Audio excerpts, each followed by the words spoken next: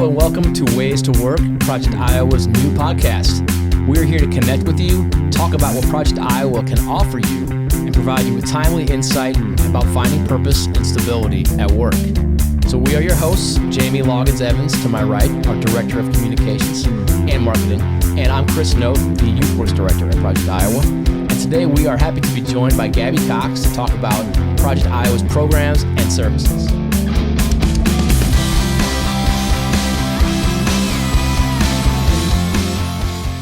Welcome, Gaby. Hello. Hey. I'm excited to be here. So for our second episode, Chris and I knew that we wanted to talk more about the programs and services that Project Iowa offers. And so we thought, who better than our very own Director of Programs, Gaby. So thank you so much for being here today. We're excited to talk to you and hear more about our programs and services. So let's just start off with a little bit about yourself and how you landed at Project Iowa. Yeah. Well, I'm excited to be here. And I first even heard about Project Iowa while I was at the University of Iowa. Go Hawks. Yep. We all agree on that. I was getting my master's degree in social work, and Julie Figgenshoe, so our executive director, actually spoke to our class like as a guest speaker, and talking about Project Iowa and, you know, how it relates to social work. And I found it to be really interesting. I loved her energy and passion. And then, you know, some months went by and it was time for me to get an internship. And I was really struggling finding a place that I felt like I wanted to be at, or, you know, thought that I could see myself being, engaged with. And one of my professors suggested Project Iowa. Yeah. So I went and interviewed with Julie, and at the end she's like, okay, you can start. And I'm like, oh, all right, great. So, I'm sure you can totally see that. Yes, I was going to say, I can see that. Yeah, and so that was in 2017. Oh, gosh. So for that year, I was an intern with Project Iowa, and that's where I really learned more about the programs, more about macro social work. That's what I was really interested in, and I was really able to develop my skills in that area of like program development, management, and I just had so much fun with it, and I loved the participants, the staff, and towards the end of my internship, Julie asked, would you like to stay on? So that worked out perfectly for me. Right, kind of a dream for an intern, right? It really did, yeah. So of course I said yes, and been there ever since. So you're in your 7th year with Project Iowa, if I'm doing the math right, and it all started with a classroom presentation from Julie. Correct, yep. I never knew that. I didn't either. That's a new story for both of us. Awesome. Yep. I love it. So Gaby, next question. I want to dive into cultivating careers a little bit. Can you tell us about that program and kind of what that experience is like? Yeah. Cultivating Careers is Project Iowa's longest standing program. It is really fundamental to who we are. Cultivating Careers has been a few different things, as long as I've been there and beyond that. And so Cultivating Careers is a program for adults in Iowa who are looking for a different job, perhaps a better job. And it's always been about people finding their purpose through employment. Prior to me joining the Project Iowa team, the program looked a little different because there were not only classroom curriculum that Project Iowa created, but there was also a component of it that had, welding or CNA certificates, and the program was like, I think 13 weeks long. Gosh. So it looked a lot different. But at that point in time, that's what my the community needed, and that's what we saw was a good fit. Since then, we've adapted and changed. The program's been, anywhere from 13 weeks to now 4 weeks. However, what hasn't changed is really the foundation of it, which is our core curriculum, path to purpose, wellness, and job seekers. And so those pieces create more of a holistic program rather than just, looking at your resume and sending someone on their way. We address, people's mindset, how they can handle stress, and how they can realistically look for what that next opportunity is and feel like they have the support to do so. And outside of the classroom time that participants have, they are paired with a career coach, full-time staff member who works one-on-one with them to address specific goals, needs, barriers. So they get the experience with other people who are in their, similar shoes looking for a different job. And they get one-on-one support through a 4-week program that meets 24 hours during the month. So big commitment up front. However, people are usually pretty excited and satisfied with the results afterwards. Yeah.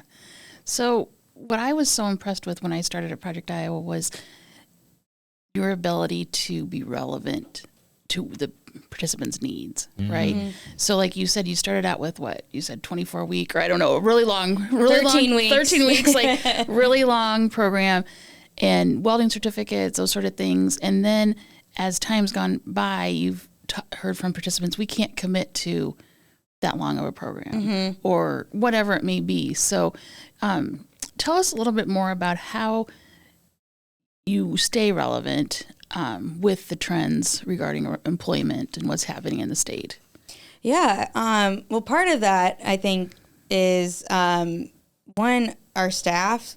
We're really agile in that way, I think, and we are a pretty small staff. So sometimes the ability to make quick changes and adaptations works in our favor. However, I do think we intentionally kind of include ourselves in areas of the community where we can hear the voices of individuals. So, and again, that's just another part of Project Iowa that's been important since our inception is we have to listen to what people need and listen to employers. So kind of seeing both sides of where do employers see the workforce headed and like what are people in our community experiencing and how do we find a way to address both. And so I think, with COVID, we were already exploring more like virtual and online types of platforms, and we were already working on it. So that put us in the position to quickly create, take our programming to a virtual platform. And we really didn't see any like lag in programming. We were able to quickly pick that back up. And then also, informing ourselves of, how does employment change, using more software, helping our participants understand how things are changing so that they can be, put their best foot forward and be better positioned to get an interview, get the job. And so we've just had to, as staff, stay connected with, individuals we know in, the HR world, with software, and also continuing to listen to participants of what they're seeing and they're experiencing. Sure. I want to underscore that point about the virtual pivot and how those options are now available and have been since COVID, because now it seems like we really can live up to our name of being Project Iowa and reaching people all across the state. Absolutely. Right? So urban, rural, suburban. And so, Gabby, do you have any insight in what you've seen as far as, are there any differences or similarities, for someone who's in a town of 500 people versus in Des Moines or the Quad Cities? Like, can you give us a sense for kind of what we've seen in that program as far as the job seekers' challenges or concerns or interests or goals? Yeah, like you said, being able to reach more of Iowa has been amazing because we get to help those that are in communities that don't have a lot of access to these types of resources that are free. And so I think that did position us to reach folks that we haven't seen before and help us understand, what their challenges are in their community. And I think, with our program being online, we actually helped people learn perhaps good habits and skills to maybe work remotely. A lot of people came to us feeling a little unsure of like, if things are going to be hybrid or remote, how do we do that? And it's like, hey, participating in this program will teach you how to do some of it. So we're able to reach more people. I also think something interesting that came out of that is we were able to engage people who had resettled in Iowa right before COVID and felt very isolated. So those people from other states and other countries who did not know what was available in the community, who obviously had no way of knowing how much the world was going to change. Right. And this program gave them a real sense of community and belonging that they wouldn't have had.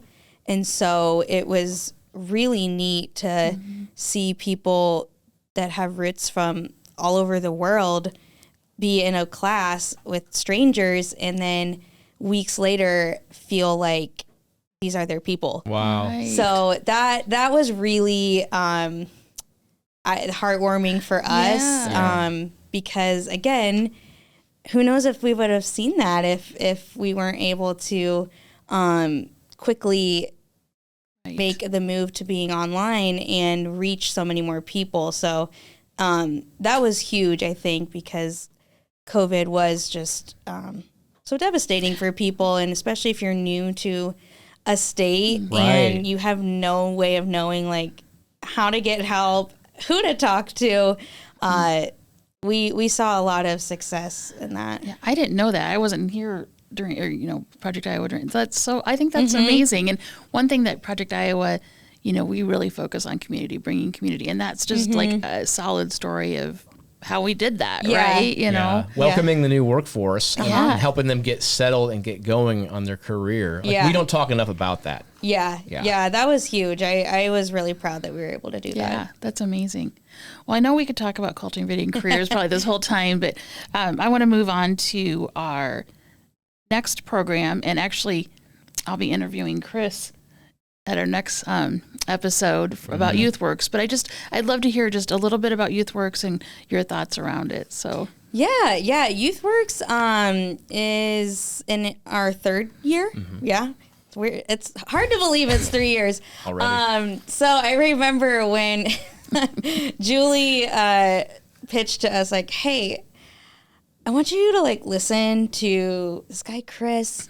He's got an idea for a program. I'm like, okay.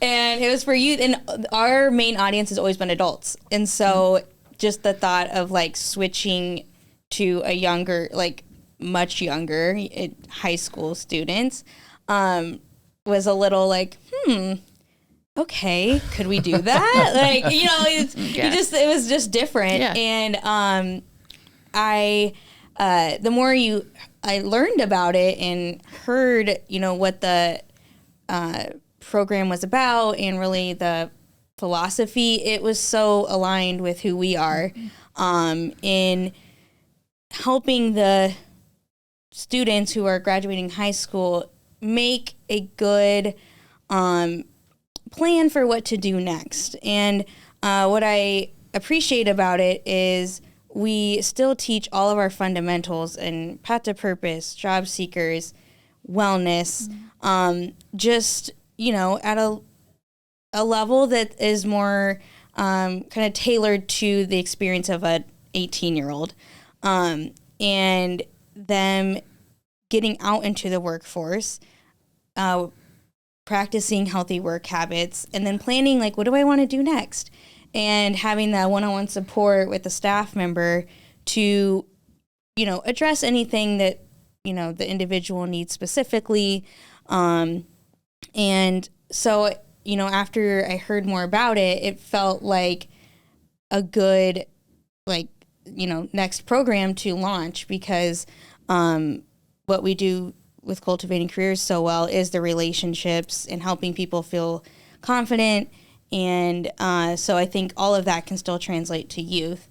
And so the paid internship, their relationship with Chris has really shown that that is what they need to make their next steps after high school, whatever that looks like. And I think that's also what's unique is, if college, whether it's a 2-year, 4-year school is their next step, they have the resources for that.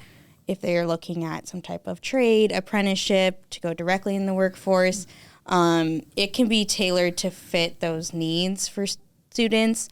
And so I think that it's been, really successful so far. I also loved that it started at East High School, because that's where I graduated. Right. So Chris had me with that one. Can't say no to that. Yeah. So I think it's been great, and it's cool to see, how our programming is now, addressing different audiences. The spectrum's getting a little wider, so it's been great. Awesome. Well, I'm excited to talk more next time with you. Yeah. Yeah, a little preview there. Yeah. So you mentioned, including youth and looking more expansively at the workforce, Gabby. Can you tell us more about other things that are going on at Project Iowa with that expansive look on the workforce, whether maybe let's take like the rooted model for the next one. Yeah. Absolutely. So as we keep evaluating, our programming, looking at, feedback we hear from participants, graduates, employers, what we saw and what we, realized is that we have to be more present in the community to understand what's going on. I think oftentimes, we get in the swing of programs and just the day-to-day hustle, and we often are waiting for people to come to us with their needs. However, we're missing a lot of people if we're not going to them. And so what was most intriguing was really the high numbers of individuals visiting food pantries who are food insecure, and that most of them are in fact employed, which is just really troubling to know that we have people who are working 2 and 3 jobs and are still struggling to get their needs met. And so, which is like, hey, that's the perfect recipe to come see us. But maybe they don't know who we are, where we are, or have the ability to get to us. So we came up with the rooted model to have a workforce expert rooted in for this example, a food pantry, and not just set up a table with flyers every now and then, but to be a part of that environment and be known as a trusted person who can start to form relationships with individuals who are both visiting the food pantry and also understanding, the staff's experience too. What do they know about what's going on? in Iowa with food insecurity. We really wanted to be intentional and not just, again, just show up with some flyers or whatnot, but to have someone there who can listen to stories, listen to people's experiences of, what keeps you up at night? What's a great thing that happened this week? So that we can start collecting those themes and stories to start to uncover, what are people needing? What's going on in the community? And so we hired a rooted career coach, and her name is Lisa. She has been a great person to be in the food pantries. She goes to the DMARC South Side and then the Urbandale Food Pantry. And she, creates different ways to engage with folks while they're shopping. She, helps people, connect them to resources. At this point, it's been more about creating the relationships and feeling the trust and safety in the community with individuals. And now we are moving towards a direction where we can start kind of a more of a program evaluation to really work toward, let's see what happens when we engage with individuals. We would like to see that the stability in all areas of their lives increases in some form. I think what makes Project Iowa different is our ability to help people feel seen, heard, confident, and have a support system in their lives. So what we want to see is that if we are engaging with them, connecting them to resources over a sustained period of time, that they can, be empowered to then kind of make some better changes in their lives. I am so excited about the results and what we're going to find out. I mean, yeah, it's going to take a little bit of time, but it is.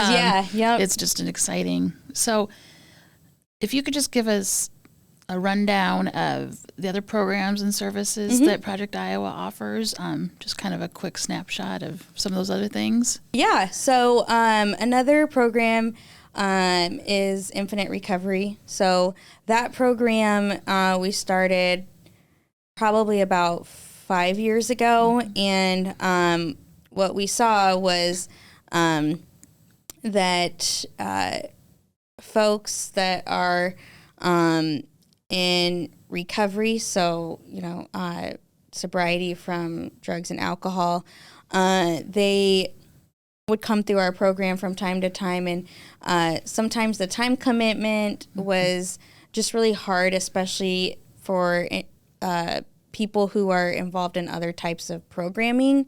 We specifically had partnered with Recovery Court, which is a program in our community for parents on their recovery journey.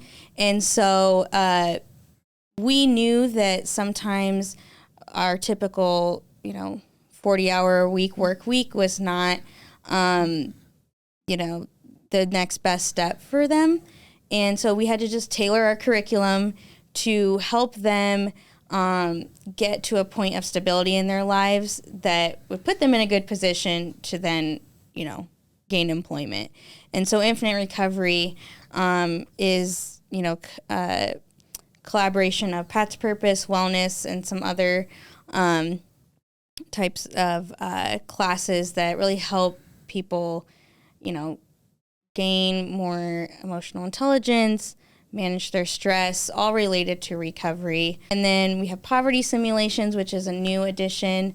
It's an interactive simulation where people can walk, in the shoes of those that are living in poverty. And it gives people just a new perspective of what it means to have those, have to navigate different resources and things in your life when you are living in poverty. And so it helps us tell the story of people that we work with, and why this should matter to you. And so that's been a great thing to offer that we've been doing in the community as well. Absolutely. I think we have time for one more question. Yep. So I want to make sure, Gaby, that we ask you, thinking about all these programs you've mentioned and all the folks that Project Iowa works with, can you share a story from a participant, maybe a little bit about their journey with us? Because we get to hear these stories, but a lot of folks in the community don't know these stories. So is there anything that comes to mind on that?